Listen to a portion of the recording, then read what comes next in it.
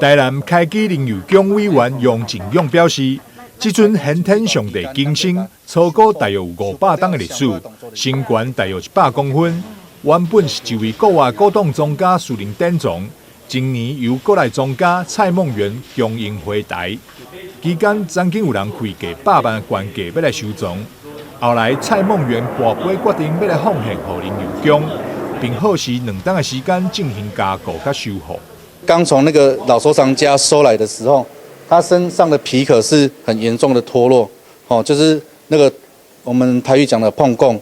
碰供足严重的，变成讲，包括讲伊后壁咧放伫涂骹的时阵，我喺涂骹的时阵，久来年久袂深，就有皱，虫皱，皱到规个柴拢已经破去，所以变成讲咱主要较严重的修复的部分来讲，伊骹接偏，骹床迄部分有皱空的。咱转来第一动作，咱先甲做头堂，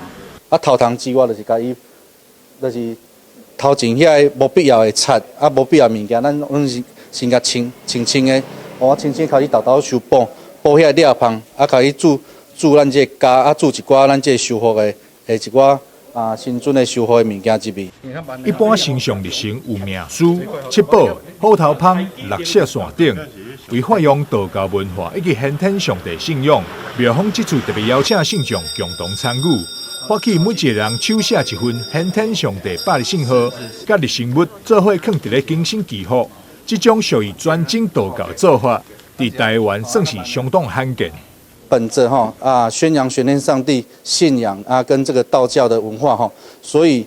在短短这3周，我们就在网络上，还有我们这些信徒，我们这个生活圈当中去募集去公告我们这个活动入神那个抄写玄天上帝百字圣号这个